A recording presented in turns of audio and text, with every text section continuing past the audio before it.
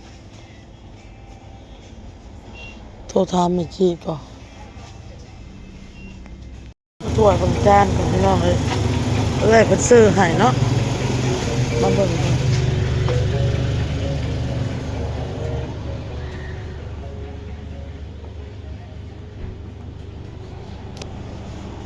จานเห็น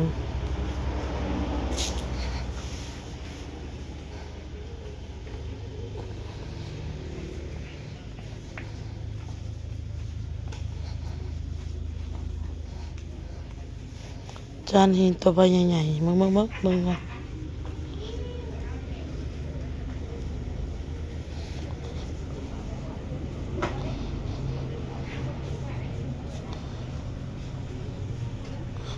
พี่ว่าไป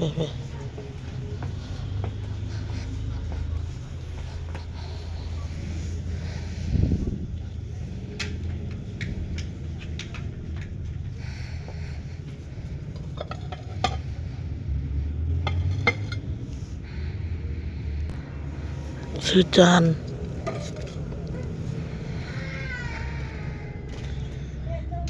ใบ125,000บ่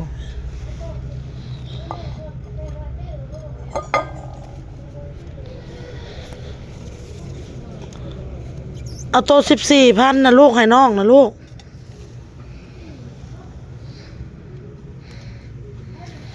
จานครับพี่น้องเลย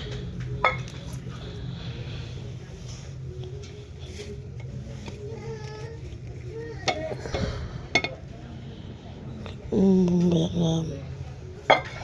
พี่แม่เลือกจานอยู่นี่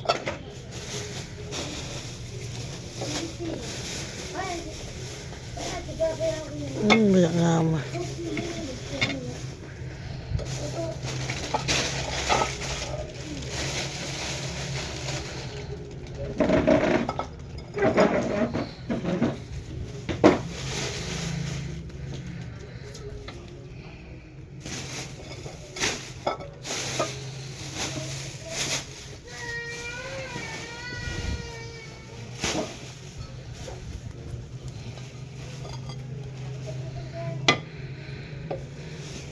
สหาใบแบบ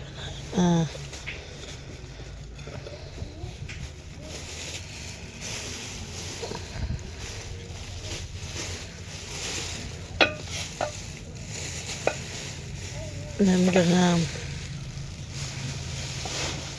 แบบนี้ก็งามเอาคันน้อยฮะลูกฮันดีบ่อไรโทบ่อไรเอาไปไว้ได้คนไปเลยชื่อให้ไรนี่ไปโลดบ่ต้องอันนั้นไปคืนเลยไปส่งบอลเอาไปเอาไปโลด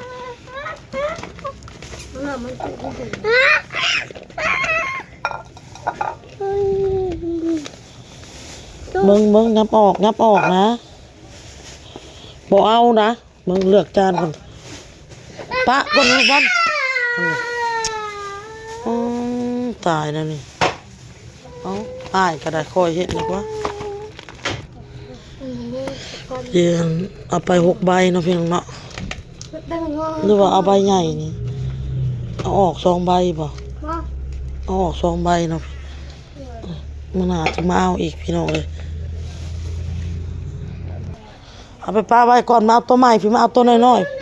ๆไปป้าเมียนไปไว้เอาไปไว้เอาไปมาต้องโน่เลยเอาไปไว้เอาไปอันละ100ผู้ใดนี่100 กว่าบาทพวกนี้ฮะมันเอาในสายรถนั่นฮะบอกอย่าพาน้องมาหรอกนะอย่างนี้เขาอยากมาเองมัน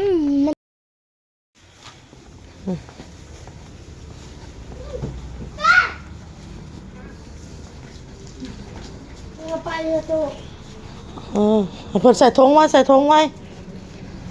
ใส่ถุงใส่ถุงถ่ายก็ได้คันน้อยใส่ถุงเลยแล้วใส่ถุงให้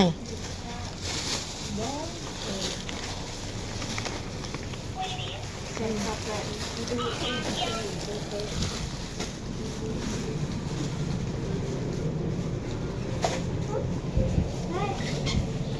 อเอาได้บ่บอลคอยถือได้ลูก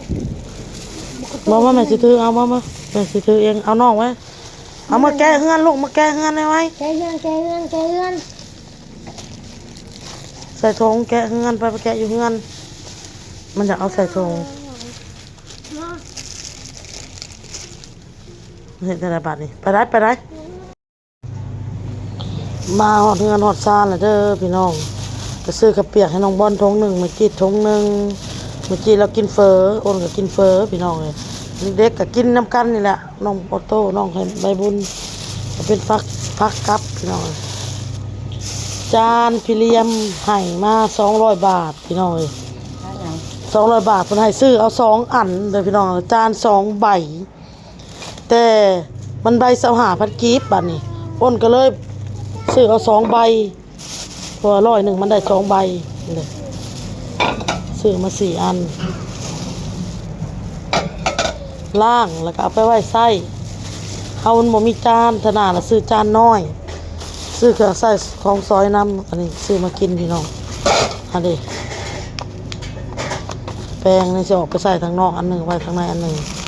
แล้วก็กาแฟเบอร์ดี้ถุงหนึ่ง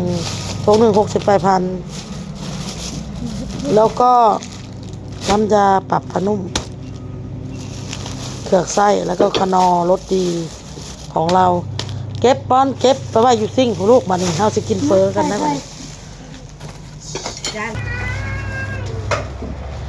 โตก็แอบเด้ได้รถแล้วพี่น้องคันหนึ่ง75,000ได้เพอ3 ถุงวายบ่ได้พี่น้องโอนก็เลยไปเอาอันนี้14,0002 คันเนี่ยมูลค่าก็คือได้เฟอถ้วยหนึ่งเนาะคันตัวใหญ่ๆเพิ่นจับมาได้3 ถุงโหโยโอนก็บ่เอาให้แล้วเอาคันน้อยให้เพิ่นเอาพี่น้องเอ้ยสักดินสักงอสักตายงักเอาให้ซะ อันเดียวแม่โหลดถ้าได้นักเรียนนะ อืม ของอีบุญนะว่าตัวนี้นะของอีใบบุญนั่นนี่ได้ ก็ซื้อมาให้อันนั้นแหละแม่หักเพิ่นเอาเมาหมดลูกมาไว้ไปแล้ว เขาจะไปเลยมากินข้าวมากินเฟอมาเดี๋ยวกลับมาละ นี่ไปพูดกินแท้ กินเฟอมากินเก่ามาแม่อาบน้ำให้มุมๆหน่อย เอาบอกมาเจ้าเพื่อพวกที่จะ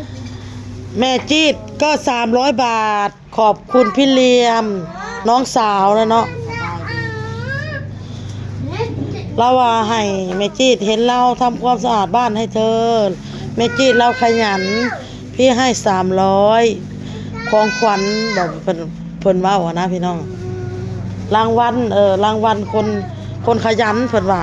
ขอบมุกขอบใจหลายๆเด้อพี่เลียมเด้อบ่ให้ซ้ำ ไปซื้อเอาใหม่ค่ะไปซื้อ เวลาไปซื้อเอาใหม่แล้วป้าพาไปซื้อ คันใหญ่เลยเนาะ แกะเลยแกะใส่ถ้วยเลยเอา เอามาแข่งกันเลยเฮา แกะไหมกระเปียกขับบอลแกะของเจ้าอ่ะลูกเฟอตัวหินอันนี้ก็แตกหลายใบแล้วอ้นซื้อก็หลายอยู่พี่น้องแตกปะไว้ไก่ถีบไก่จังมันขึ้นมาเลยเอาไว้อยู่เทิงซิ่งมันยัน เอาใบ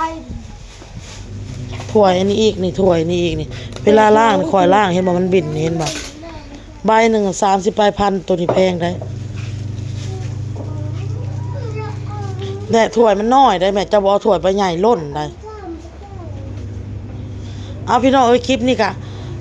เขาไปเบิ่งคลิปแม่จีดเด้อพี่น้องเด้อคลิปกินเฟือกินข้าวเปียกอ้นก็สิได้ลาไปก่อนพี่น้องคลิปนี้ก็ขอบคุณพี่เลี้ยมขอให้โชคมานร่ำรวยเด้อ FC ก็เช่นกันให้โชคให้มานให้ร่ำให้รวยถูกหวยรวยเบอร์ขอบพระคุณมากๆที่เขามาเบิ่งคลิปให้ FC ค่ะลาเลยเอาแม่จีดลาคลิปนี้